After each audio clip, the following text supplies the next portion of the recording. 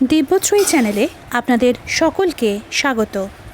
অচিন্ত কুমার সেনগুপ্তর লেখা পরম পুরুষ শ্রী শ্রী রামকৃষ্ণ থেকে পাঠ। আজ পর্ব 53।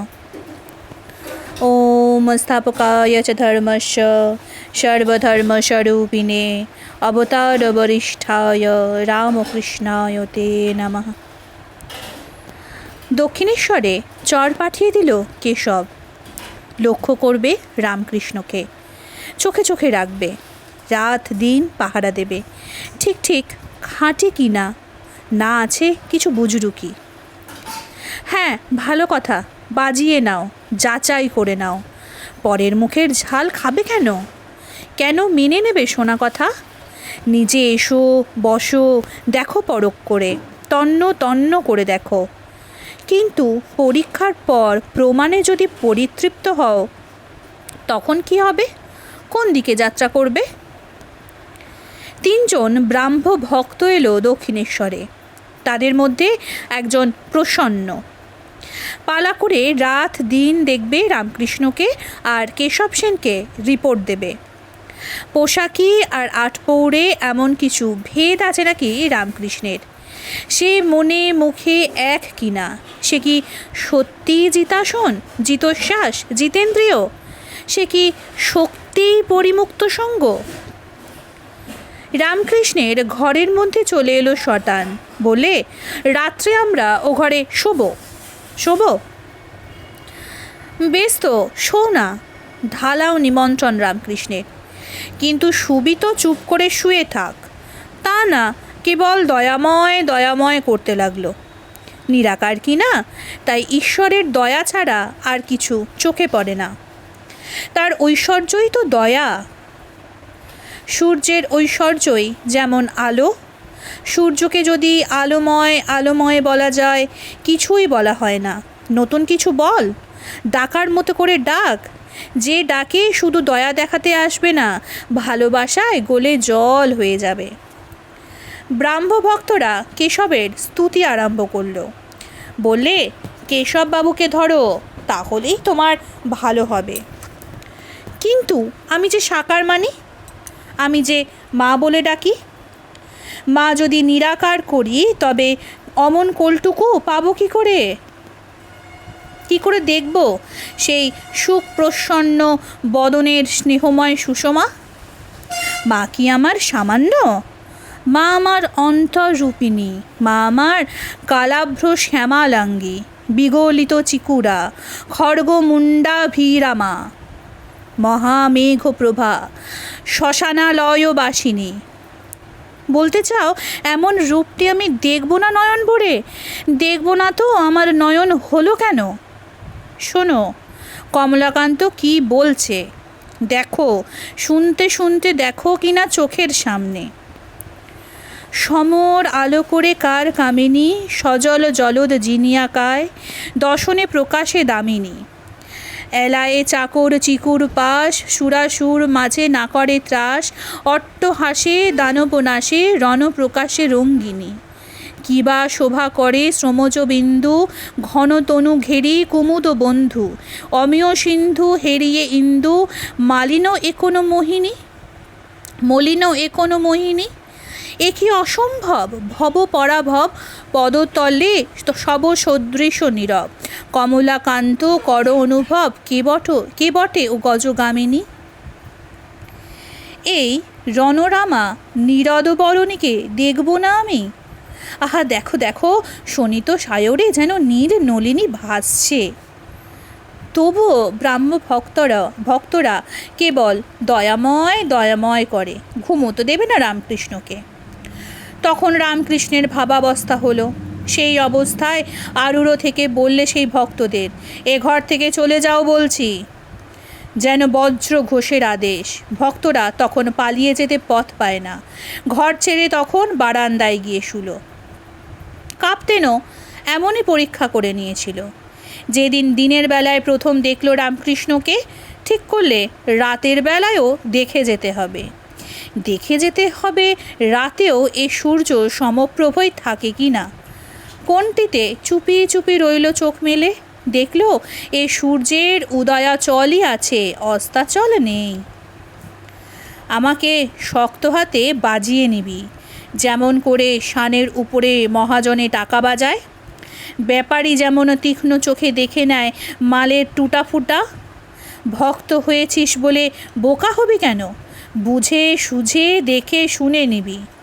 সন্দেহই যদি রাখবি তবে সন্ধান জানবি কি করে? নরেন্দ্র দক্ষিণেশ্বরে এসেছে। ঠাকুরের ঘরটিতে গিয়ে দেখে ঠাকুর নেই। কোথায় তিনি? কলকাতায় গিয়েছেন। ফিরবেন কখন? এই এলেন বলে। তা হোক, এই সোনার সময়, দেখা যাক কেমন তার সোনার ওপর বিতৃষ্ণা। ঘর ফাঁকা হতেই পকেট থেকে একটা টাকা বের করে আনলো নরেন। ঠাকুরের বিছানার নিচে আলগোছে লুকিয়ে রাখলে সে তল্লাটেই আর রইল না। তারপর সিধে চলে গেল পঞ্চবটী। কেউ যেন ঘুণাক্ষরে না টের পায়। কতক্ষণ পরেই ফিরে এলেন ঠাকুর। দেখতে পেয়েই নরেন এগিয়ে গেল তাড়াতাড়ি। এবার বোঝা যাবে কাঞ্চন ত্যাগের মহিমা। ঘরের মধ্যে আগে ভাগে ঢুকে ঠিক কোণটি বেছে দাঁড়িয়ে রইল চুপচাপ। যেমন নিত্য বসেন তেমনি বিছানায় এসে বসলেন ঠাকুর। কিন্তু গা ঠেকিয়েছেন কি না ঠেকিয়েছেন চিৎকার করে উঠলেন। যেন জ্বলন্ত অঙ্গারের ওপর বসেছেন এমনই দগ্ধকর যন্ত্রণা। কি হলো? ত্রস্ত ব্যস্ত হয়ে চারদিকে তাকাতে লাগলো সকলে। বিষাক্ত কিছু দংশন করলো নাকি? কই, বিছানায় কিছু দেখা যাচ্ছে না তো। ঠাকুর সরে দাঁড়ালেন খাট থেকে। কাছাকাছি যারা ছিল সবল হাতে ঝাড়তে লাগলো বিছানা। টং টং করে হঠাৎ একটা আওয়াজ হলো মেঝের ওপর। ওটা কি? ওটা একটা টাকা দেখছি না, বিছানায় এলো কি করে? নরেন তাড়াতাড়ি চলে গেল ঘর ছেড়ে। বুঝেছি বুঝেছি।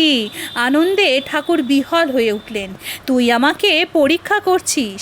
বেশ তো, নিবি তো পরীক্ষা করে। কত পরীক্ষা করেছেন মথুরবাবু। ফাঁকা ঘরে মেয়ে মানুষ ঢুকিয়ে দিয়েছেন, বলেছেন জমিদারির খানিকটা তোমাকে লিখে দিই। তোদের যার যেমন মন চায় যাচাই করে নে, যে যা চাই তা পাবো কি না। এ জিজ্ঞাসায় যখন এসেছিস তখন যাচাই করা ছাড়বি কেন? তোদের সকল সন্দেহ নিরসন করে নে, চলে আয় সত্যের স্থিরতায়, সিদ্ধান্তের শান্তিতে। দক্ষিণেশ্বরের জমিদার নবীন রায়চৌধুরীর ছেলে যোগিন বিয়ে করেছে, তবু রোজ রাতে বাড়ি যায় না, প্রায়ই ঠাকুরের কাজটিতে পড়ে থাকে।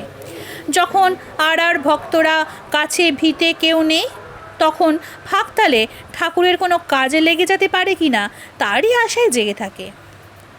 সেদিন সন্ধে হতে না হতেই ভক্তরা বিদায় নিয়েছে। যোগিন বসে আছে একলাটি। কিরে, বাড়ি যাবি না? কেউ আজ নেই আপনার কাছে, ভাবছি আমিই তবে থেকে যাই রাতখানা। ঠাকুর খুশি হলেন। রাত 10টা পর্যন্ত আলাপ করলেন একটানা। আলাপের বিষয়ও সেই এক টানের বিষয়, অটনে অনটনে সেই এক ঈশ্বরের টান।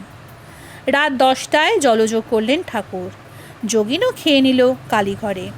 ঠাকুর শুয়ে পড়লেন তার বড় খাটটিতে। সেই ঘরের মেঝেতে বিছানা পাতল যোগিন।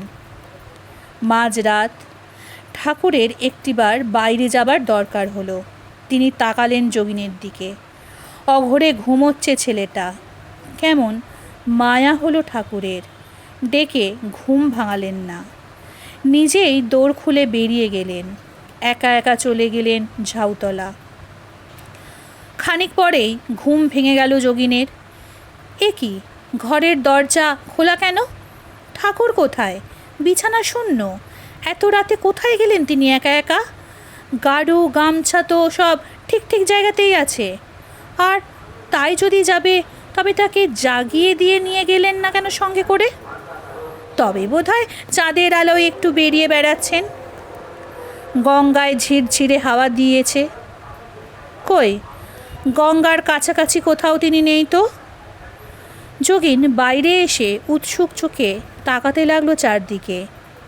কোথাও সাড়াও নেই, শব্দও নেই। হঠাৎ বুকের মধ্যে ধাক্কা খেলো যোগিন। ঠাকুর লুকিয়ে তার স্ত্রীর কাছে নহবতখানায় যাননি তো?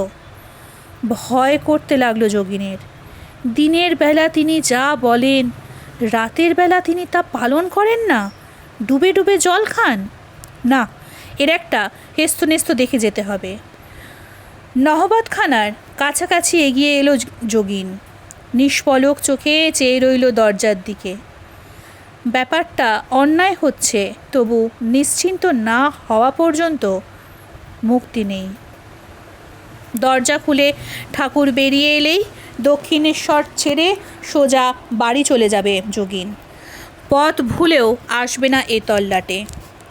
সমস্ত আকাশ বাতাস যেন নিঃশ্বাস রুদ্ধ করে আছে।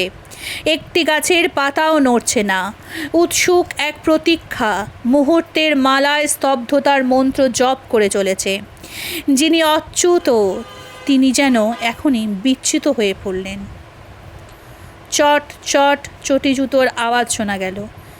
কে যেন আসছে পঞ্চবটির ওদিক থেকে। কান খাড়া করল যোগিন। এ তো পরিচিত পদশব্দ। সর্বাঙ্গে শিউরে উঠে তাকালো চন্দ্রালোকে। সত্যিই তো, ঠাকুরই তো আসছেন। কে কাকে ধরে ফেলে? যোগিনের ইচ্ছে হলো মাটির সঙ্গে মিশে যায়। যে মাটিতে তিনি পা রেখেছেন সেই পদস্পর্শনের মাটিতে। কিরে, এখানে দাঁড়িয়ে আছিস যে? কাছে এসে প্রশান্ত বয়ানে জিজ্ঞেস করলেন ঠাকুর। অধোমুখে চুপ করে দাঁড়িয়ে রইল যোগিন। অন্তর্দর্শী বুঝেছেন এক পলকে, তবু অপরাধ নেবার নাম নেই। তবু আশ্বাসের স্নেহছত্র মেলে ধরলেন স্বচ্ছন্দে। বললেন, বেশ বেশ, এই তো চাই। সাধুকে সহজে বিশ্বাস করবি নে। সাধুকে দিনে দেখবি, রাতে দেখবি, তবে বিশ্বাস করবি। নে চল, ঠিক করেছিস, এখন ঘরে আয়। ঠাকুরের পিছু পিছু ঘরে ঢুকলো যোগিন। সারা রাত আর ঘুম এলো না যোগিনের। মনে মনে বারংবার ক্ষমা চাইতে লাগলো সেই ক্ষমাময়ের কাছে। ভগবানকে ছোট করেছেন বলে ব্যাসদেব যেমন ক্ষমা চেয়েছিলেন, বলেছিলেন, হে জগদীশ্বর, তুমি রূপ বর্জিত, অথচ আমি ধ্যানে তোমার রূপ কল্পনা করেছি। তুমি অখিল গুরু, বাক্যের অতীত, অথচ আমি স্তব স্তুতি করে তোমার অনির্বচনীয়তা নষ্ট করেছি। তুমি সর্বব্যাপী, অথচ আমি তীর্থভ্রমণ করে তোমায় সেই সর্বব্যাপিত্ব খণ্ডন করেছি। আমি ঘোরতর অপরাধী। আমার এই বিকল্পতা দোষ ত্রয় মার্জনা করো। তেমনি করে আকুল অনিদ্রায় ক্ষমা চাইতে লাগলো যোগিন। তুমি সংশয় পরিলেশ শূন্য, অথচ আমি আমার আবিল মনের কুটিল সন্দেহের ছায়া ফেললাম তোমার ওপর। প্রভু, আমাকে ক্ষমা করো। তোমার পরিচ্ছন্ন দৃষ্টিতে আমার ঘনচ্ছন্ন দৃষ্টি সংশোধন করে দাও। কাকে সাধু বলে মশাই? এক প্রতিবেশী এসে জিজ্ঞেস করলে রামকৃষ্ণকে। যার মন প্রাণ অন্তরাত্মা ঈশ্বরে নত হয়েছে, তিনিই সাধু। যিনি কাঞ্চন ত্যাগী, যিনি স্ত্রীলোককে মাতৃবৎ দেখেন, পুজো করেন, সর্বদা ঈশ্বর চিন্তা করেন, ঈশ্বরীয় কথা বই কথা কন্যা, আর সর্বভূতে ঈশ্বর আছে জেনে আপামর সকলের সেবা করেন। সাধুর আশা নেই, আসক্তি নেই, সে সতত সন্তুষ্ট, সে বহির্নিশ্চেষ্ট, তার আরম্ভ উদ্যোগ নেই, তার সর্বত্র সমবুদ্ধি, তার ফলেও যা অফলেও তাই। তার কাছে নিন্দা নান্দি এক কথা, শত্রু মিত্র একজন। তার গতি চঞ্চল কিন্তু মতিটি স্থির। তার দেশ লেশ নেই, সে প্রহ্লাদ মূর্তি। হেতু নেই অথচ ভক্তি, অকারণে আবরণ নেই। প্রহ্লাদকে যখন কৃষ্ণ বর দিতে চাইলেন, প্রহ্লাদ কি বললে, যদি বরই দেবেনি, তবে এই বর দিন আমায় যারা কষ্ট দিয়েছে তাদের যেন অপরাধ না হয়, তারা যেন কষ্ট না পায়। যে সাধু, সে প্রহ্লাদের মতনই সর্বভূতে হিতকামী। তেমনই একজন সাধু এসেছে দক্ষিণেশ্বরে, অক্ষত পুণ্যলেশ, অপঙ্কতয় অচ্ছদ সরোবর। তার নাম রামকৃষ্ণ পরমহংসদেব। অভয়প্রদ আশ্রয় কেতন। তাকে দেখবে চলো দলে দলে। ওজস্বিনী ভাষায় বক্তৃতা দিতে লাগলো কেশব সেন। সাধারণত বক্তৃতা মঞ্চ থেকে, এমনকি ব্রাহ্ম সমাজের বেদিতে বসে। শান্তরূপ স্বরূপানন্দ রামকৃষ্ণ, একেবারে বালক স্বভাব। ঘরের কাছে এই অনন্ত ধনের খবর না নিয়ে যাবে তোমরা বিদেশের বিপণীতে? শুধু রসনা নয়, তেজস্বিনী লেখনী চালালে কেশব। সুলভ সমাচার, সানডে মিরর আর থিয়েস্টিক কোয়ার্টারলি রিভিউতে লিখতে লাগলো। ওরে আর কেউ নয়, কেশব সেন বলছে, কেশব সেন লিখছে। যেমন তপ্ত ভাষা তেমনই দীপ্ত লেখা, এ কি ফেলা দেখছিস? বলতে বলতে কেশবের গৌর আনন কেমন আরক্ত হয়ে উঠেছে। একেই বুঝি বলে প্রত্যয় প্রতিভা। কিরে, কি বলছিস? যাবি একবার দক্ষিণেশ্বরে? স্বচক্ষে দেখে আসবি? আর ওদিকে রামকৃষ্ণ ডাকছে আকুল কণ্ঠে, ওরে তোরা কোথায়? তোদের ছাড়া আমি যে থাকতে পারছি না। আকাটের মাঝে কোথায় তোরা সব চন্দন তরু? ধীরতার মাঝে বেগ, জড়তার মাঝে বল, ভীরুতার মাঝে বীর্য। কোথায় তোরা সব সৈনিক সন্ন্যাসী? চলে আয়। বন জঙ্গল ভেদ করে, নদী নালা সাঁতরে, তীরবেগে, বায়ুবেগে, মনোবেগে চলে আয়। আমি তোদের জন্যে কত কথা, কত ভাব, কত ভালোবাসা নিয়ে বসে আছি। কত গান, কত সুর, কত নৃত্য, কত স্বাদ, কত রুচি। চলে আয়, চলে আয়। ওম নিরঞ্জনং নিত্যমনন্তরূপং ভক্তানুকম্পার্জিত বিগ্রহং বৈ ঈশাবতারং পরমেশমিদ্যং তং রামকৃষ্ণং শিরসা নমামি। আজকের পর্ব এখানেই শেষ হলো। আগামী পর্ব আসবে আগামীকাল। নমস্কার, সঙ্গে থাকুন, ভালো থাকুন। জয় ঠাকুর।